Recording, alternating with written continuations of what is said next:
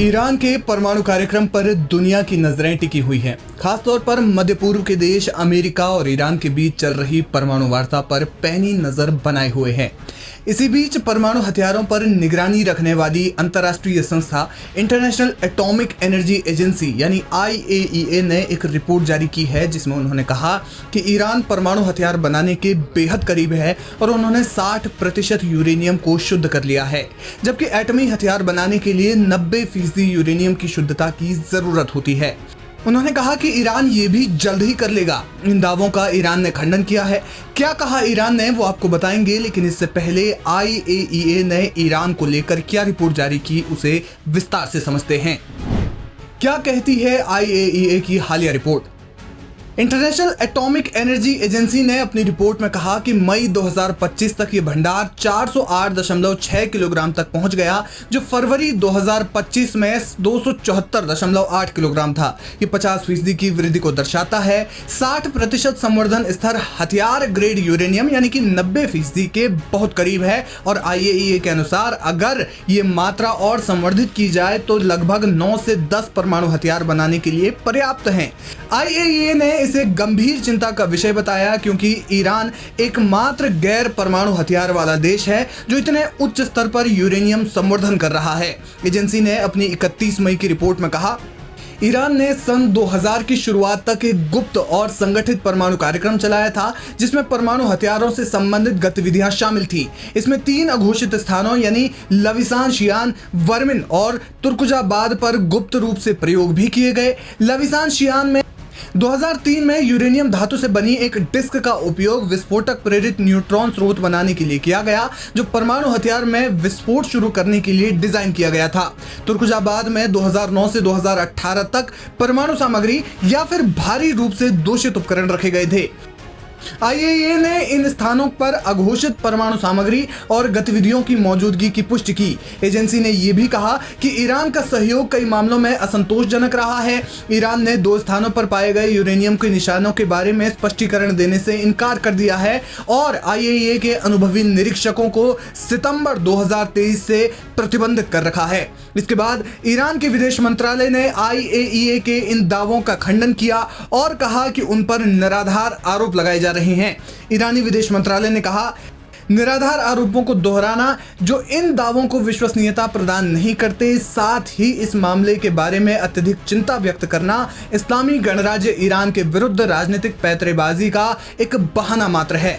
अवैध इजरायली शासन के पास परमाणु शस्त्रागार है, जबकि वो परमाणु अप्रसार संधि यानी NPT का सदस्य देश नहीं है। हालांकि इसराइल NPT के सदस्य देश की शांतिपूर्ण परमाणु सुविधाओं पर हमला करने की धमकी दे रहा है। दुर्भाग्यवश एजेंसी के महानिदेशक ने अपनी कानूनी जिम्मेदारियों और इस्लामी गणराज्य ईरान द्वारा इन खतरों की निंदा करने को बार बार अनुरोध के बावजूद कोई कार्रवाई नहीं की है। कुल मिलाकर ईरान के परमाणु कार्यक्रम से इस समय अमेरिका और इसराइल जैसे कई देश डर में हैं, ये कहना गलत भी नहीं होगा। देखना ये होगा कि IAEA की इस रिपोर्ट का अमेरिका और ईरान की परमाणु वार्ता पर क्या प्रभाव पड़ता है।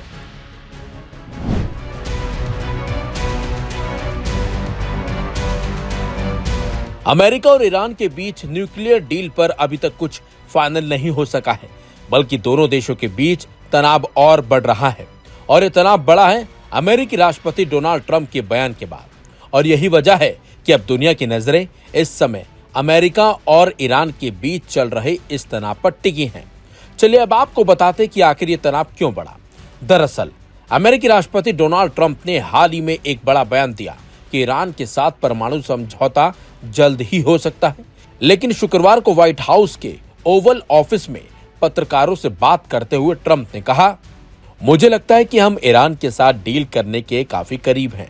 ईरान नहीं चाहता कि उनकी परमाणु फैसिलिटी तबाह हो। वे डील करना चाहेंगे और मुझे लगता है कि ये जल्द हो सकता है। लेकिन ट्रंप ने यह भी साफ कर दिया कि ईरान को किसी भी कीमत पर परमाणु हथियार नहीं बनाने दिया जाएगा।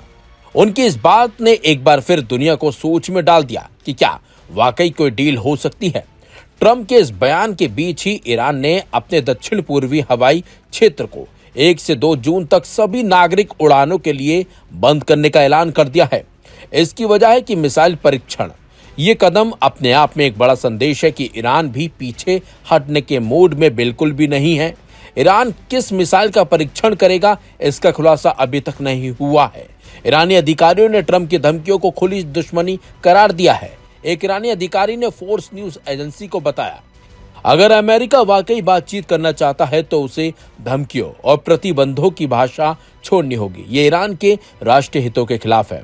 जबकि इससे पहले अमेरिकी राष्ट्रपति ट्रंप ने कहा था कि अगर बातचीत नाकाम रही तो वो ईरान की परमाणु सुविधाओं को तबाह कर सकते हैं।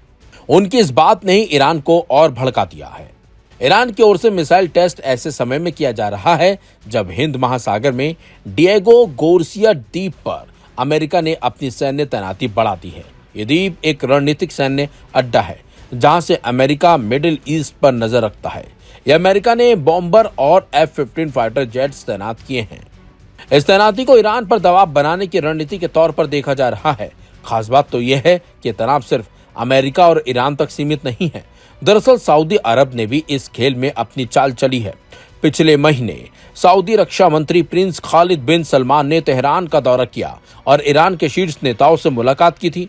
रिपोर्ट्स के मुताबिक उनके साथ सऊदी किंग सलमान का एक गोपनीय संदेश था जिसमें ईरान को चेतावनी दी गई थी कि ट्रंप की बातचीत की पेशकश को गंभीरता से लें, वरना इजराइल के साथ युद्ध का खतरा बढ़ सकता है। लेकिन जिस तरीके से ईरान ने अपने एयरबेस को बंद किया है और मिसाइल परीक्षण की बात की है, उससे कहीं ना कहीं दुनिया अब ये सोच रही है कि ईरान क्या कुछ बड़ा करने वाला है अमेरिका के खिलाफ। ये भी अब देखना होगा।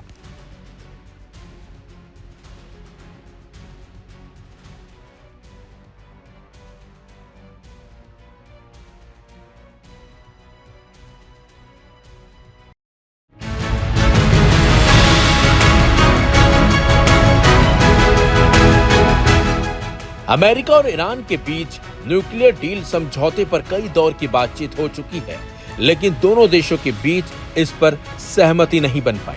लेकिन इसी बीच ट्रंप के एक बयान पर ईरान भयंकर गुस्से में आ गया है। बल्कि ईरान ने ट्रंप की भाषा पर सवाल उठाते हुए अमेरिका को चेतावनी दे डाली है। दरअसल व्हाइट हाउस में पत्रकारों को संबोधित करते हुए ट्रंप ने कहा था कि मैं चाहता हूं कि परमाणु समझौता इतना कड़ा हो कि हम निरीक्षकों के साथ अंदर जा सके, जो चाहें ले सके और जो चाहें उड़ा सके, लेकिन इसमें किसी की जान न जाए। हम एक लैब को उड़ा सकते हैं, लेकिन ये तभी हो सकता है जब उसमें कोई ना हो, बजाय इसके कि उस लैब में सभी हों और उसे उड़ा दिया जाए। ट्रंप ने यह बयान ईरान के परिदृश्य में दिया था। ऐसे में ट्रंप के बयान के बाद अब ईरान ने इस पर प्रतिक्रिया दी है। ईरान की आधिकारिक न्यूज एजेंसी फार्स न्यूज ने शुक्रवार को बयान देते हुए ट्रंप के इस बयान को रेड लाइन बताया है और कहा कि इसके गंभीर परिणाम होंगे। एक ईरानी अधिकारी ने कहा, अगर अमेरिका कूटनीतिक समाधान चाहता है तो उसे धमकियों की और प्रतिबंधों वाली भाषा छोड़नी होगी। इस तरह की धमकियां ईरान के राष्ट्रीय हितों के लिए खुली दुश्मनी की तरह हैं। डोनाल्ड ट्रंप इस तरह की चेतावनी पहले भी दे चुके हैं कि अगर वार्ता फेल हो गई तो अमेरिका ईरान के परमाणु ठिकानों पर बमबारी कर सकता है। ये दशकों से चले आ रहे ईरान के परमाणु कार्यक्रम को लेकर विवाद का हिस्सा रहा भी है। हालांकि शुक्रवार को डोनाल्ड ट्रंप ने ये भी कहा कि भविष्य में ईरान के साथ परमाणु समझौता संभव है।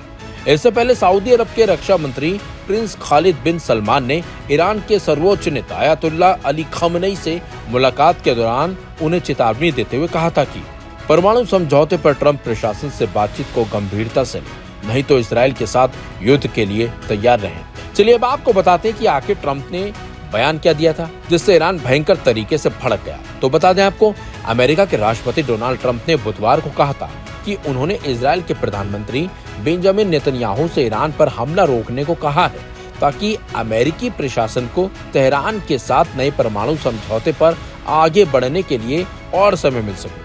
ट्रंप ने व्हाइट हाउस में संवाददाताओं से कहा कि मैंने उनसे कहा कि अभी ऐसा करना अनुचित होगा क्योंकि हम समाधान के बहुत करीब हैं। बुधवार को ट्रंप की टिप्पणी ऐसे समय में आई थी जब संयुक्त राष्ट्र की परमाणु निगरानी संस्था के प्रमुख ने कहा कि ईरान के तेजी से बढ़ते परमाणु कार्यक्रम को लेकर ईरान और अमेरिका के बीच बातचीत पर अभी कोई फैसला नहीं हुआ है। लेकिन अब ट्रंप के बयान के बाद ईरान जिस तरीके से बयान देता नजर आया, उससे तो साफ है कि ईरान ट्रंप की हाँ में हाँ मिलाने के लिए बिल्कुल भी तरह से तैयार नहीं है। अब ऐसे में देखना होगा कि ट्रंप ईरान के अब इस बयान पर क्या बैकफायर करते हैं।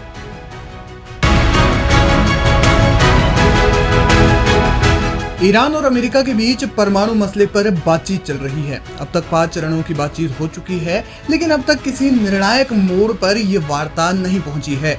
ऊपर से ऑस्ट्रिया के अधिकारियों द्वारा हाल ही में जारी की गई खुफिया रिपोर्ट ने तहलका मचा दिया, जिसमें कहा गया है कि ईरान अमेरिका के साथ परमाणु मसले पर बातचीत के दौरान भी अपना परमाणु कार्यक्रम जारी रखे हुए है और न्यूक्लियर इनरिचमेंट लगातार कर रहा है। लेकिन इसी बीच सऊदी अरब ने ईरान को नई चेतावनी जारी कर दी है, जिसमें उन्होंने अमेरिका के साथ समझौता करने को कहा है। जी हाँ, सऊदी अरब के रक्षा मंत्री प्रिंस खालिद बिन सलमान ने ईरान के अधिकारियों को एक संदेश में कहा कि राष्ट्रपति डोनाल्ड ट्रंप के परमाणु समझौते पर बातचीत करने के प्रस्ताव को गंभीरता से लें, क्योंकि ये इसराइल के साथ युद्ध के जोखिम से बचने का एक तरीका प्रस्तुत करता है। तेहरान में बैठक के दौरान प्रिंस खालिद ने वरिष्ठ ईरानी अधिकारियों से कहा कि ट्रंप की टीम जल्दी से जल्दी एक समझौते पर पहुंचना चाहती है और अगर बात नहीं बनती है तो डिप्लोमेटिक रास्ता बंद हो जाएगा। उन्होंने तर्क दिया कि ये क्षेत्र पहले से ही गजा और लेबनान के हाल के संघर्षों से प्रभावित हुआ है और अगर तनाव बढ़ा तो हालात और ज्यादा खराब हो जाएंगे। उन्होंने कहा कि ये इलाका फिलहाल तनाव में और वृद्धि को बर्दाश्त नहीं कर सकता। दरअसल ईरान और सऊदी अरब के बीच रिश्ते अच्छे नहीं हैं। सऊदी अरब पहले भी कह चुका है कि अगर ईरान परमाणु बम बना लेता है तो उनके पास कोई दूसरा विकल्प नहीं रह जाएगा। यही वजह है कि इलाके में आगे की अस्थिरता की संभावना से चिंतित सऊदी अरब के 89 वर्षीय राजा सलमान बिन अब्दुल अजीज ने अपने बेटे प्रिंस खालिद बिन सलमान को ईरान के सर्वोच्च नेता अयातुल्लाह अली खामेनेई को मुलाकात करने के लिए एक चेतावनी के साथ भेजा।